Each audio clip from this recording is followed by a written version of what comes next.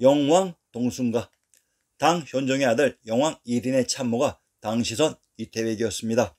안사의 난 때 영왕 1인이 활동한 동순가를 통해 이들이 우리의 지명 어느 곳이었는지 밝혀보겠습니다. 1인이라는 이름을 들으니 떠오르는 인물이 있습니다. 고려 무신정권의 시작인 이방의 동생이 1인으로 이분의 6대 후손이 바로 명조선 태조 이성계였습니다. 영왕 동순가. 756년 6월 장안이 함락되자 당 현종은 대진국 발해가 있었던 송도 지방으로 몽진을 갔습니다. 그리고 7월 12일 숙종 이영이 영무에서 즉위하여 지덕으로 개원했습니다. 태자 이영을 천하병마 도원수로 삼고 영왕 1인을 사도 절도 도사 겸 강릉 대도독에 임명했습니다. 영왕 1인의 참모였던 이태백의 영왕 동순가를 인용해서 영왕의 활약상을 살펴보겠습니다. 제1수. 정월 영왕이 동력으로 군대를 출동하니 천자가 멀리서 용호기를 나누어 주었네. 누선에 닷 올리자 풍파가 잠잠해져 강수 한수는 악목지가 되었구나. 강한, 장강과 한수 유역을 가리킨다. 강수, 한수가 한양 장안의 중심, 관중에 흐른 한강, 압록강, 양자강, 장강, 위수, 유화, 청화, 청천강 등이라고 했습니다. 압목지. 한대 양효왕이 양원에 만든 연못으로 물짐승을 기르던 궁원이다. 영왕이란 영주 영평의 땅을 봉지로 가지고 있었던 것으로 이 지명을 먼저 살펴보겠습니다. 경기도 영평의 군명을 영흥이라고 합니다. 함경도 영흥의 군명을 박평 쌍성이라고 합니다. 영흥은 한양장안의 중심 관중의 알터인 박터라고 했습니다. 안사의 난으로 송도로 몽진간 당 현종과 숙종이 1인을 관중의 박터인 영왕에 봉했던 것입니다. 1인의 강릉 대도독의 강릉은 적벽대전의 무대로 금강산과 한라산의 한강 하류 지역이라고 했습니다. 영왕 1인의 활동 무대가 한강의 하류 지역이었습니다. 제2수. 삼천의 북녘 오랑캐들이 3대같이 얽혀 있으니 온 세상 사람들 영가때같이 남쪽으로 피난하네. 동산의 사안을 기용할 수만 있다면 그대와 담소하면서 오랑캐를 평정할 수 있으리라. 삼천. 삼천은 진나라의 군 이름으로 한 고조 때 한항군이라 불렀다. 북로. 안록산 사사명의 반군. 삼천에 오랑캐들이 모여 있었다고 했는데 삼천을 하남군이라고 합니다. 하남이란 한강의 이남인 구중궁궐의터 지역이라고 했습니다. 자, 그러면 삼천을 신증동국 여지승남에서 찾아봅시다. 신증동국 여지승남 한성부의 불어를 인용합니다. 삼천사, 삼각산에 있다고 했습니다. 삼천에 있는 사찰이 삼천사인 것은 지리의 기본 상식으로 삼천이 서울의 삼각산에 있었다고 합니다. 한성부의 산천을 인용합니다. 삼각산, 양주시경에 있다.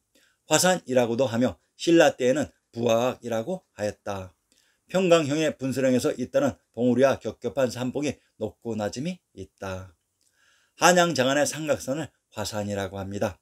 이곳이 화양의 촉으로 하남과 동일한 구중궁궐의 터 지역이라고 했습니다. 제3수. 우레처럼 울리는 북소리 무창을 진동하고 구름처럼 펄럭이는 깃발들 심양을 지나가네. 조금도 범하는 일 없으니 삼호지방 사람들 기뻐하고 봄날 오색 체온을 멀리서 바라보네. 무창. 무창은 장강 중류의 중요한 요새로 당대에는 강남소도 강하군에 속했고 지금의 호북성 악성현 호북성은 동종호 북부이다. 심양. 지금의 강서 구광시. 삼호. 삼호에 대하여는 정론이 없지만 통전 주군편에 의하면 오흥, 오군, 단양이라고 합니다. 한강의 동부 금강산 지역이 악양인 무창과 삼호인 지호구 오나라가 있었던 강동, 강남이며 한강의 서부 한라산 지역이 강서의 심양 지역입니다. 강서의 오봉산인 낙산 지역이 낙양으로 안사의 반란군이 진주한 곳입니다. 제4수. 용이 서려 있고 범이 웅크린 제왕의 고을. 왕께서 금농 옛 유적지 찾았노라. 봄바람은 수양진에 따뜻하고 밝은 날은 지장로를 비치며 지나가네. 제왕주. 제왕이 머무는 곳. 소양전. 남북조 시대 금능에 있었던 궁원 이름이다. 지장로. 소양전과 같이 금능에 있던 남조시대의 옛 궁원이다. 용이 서려 있고 범이 움츠린 제왕의 고을이라고 합니다. 이곳이 어디일까요? 경도인 서울의 형승을 인용합니다. 서울은 북으로 화산을 진산으로 삼아 동과서는 용이 서리고 범이 쭈그리가 앉은 형세요. 남쪽은 한강으로서 금대를 삼았으며 멀리 왼쪽으로는 대관령을 당기고 오른쪽에는 발해를 두러 그 형세에 훌륭하기는 동방의 으뜸으로서 진실로 산하니 백이의 땅이다. 상기시의 배경 제왕주가 경도인 서울로 금강산 지역을 용우라고 했으며 이곳 금강산 지역에 오나라의 수도 금능이 있었습니다. 신증동국 여지스남 경도인 서울의 형승에 용이 서리고 범이 쭈그리고 앉은 형세라고 합니다. 신기하지요?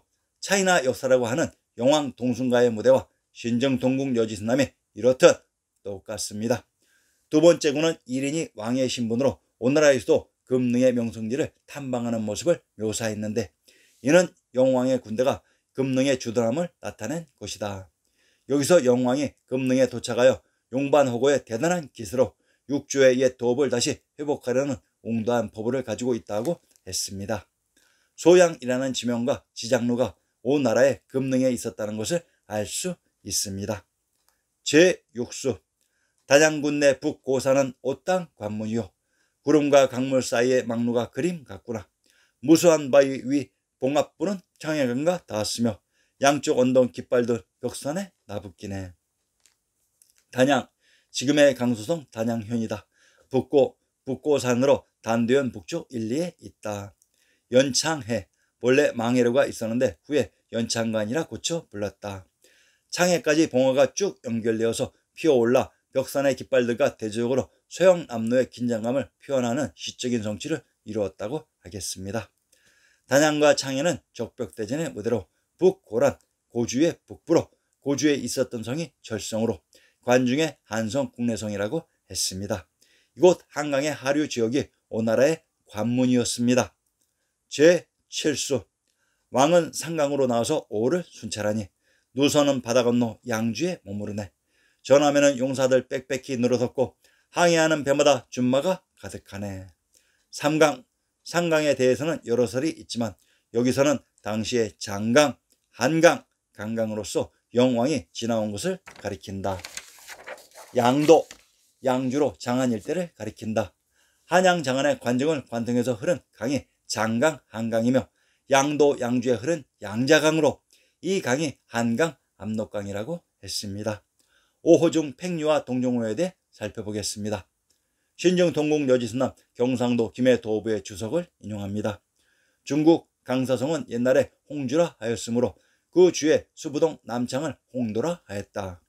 팽녀는 남창 앞에 있는 파양호의 별명이다 라고 했습니다. 동종호의 지명도 살펴봅시다. 경상도 김해도부의 주석을 인용합니다. 파릉에는 악양루가 있었다. 호복성 악주의 옛 지명이 파릉이었다. 바로 동종호가 있는데 악양루가 유명하다고 했습니다.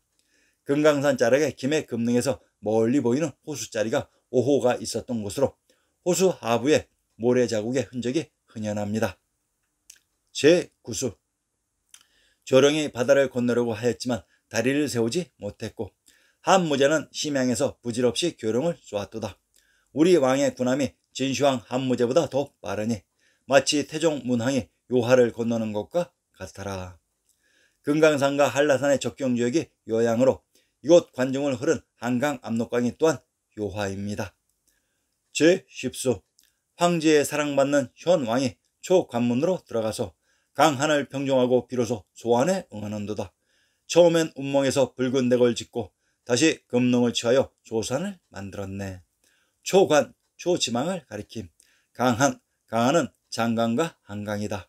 운몽은 고대의 큰 호수 이름인데 여러 곳이라는 설이 있다. 소산, 옛 회남왕 유한의 거처를 소산이라 하였다.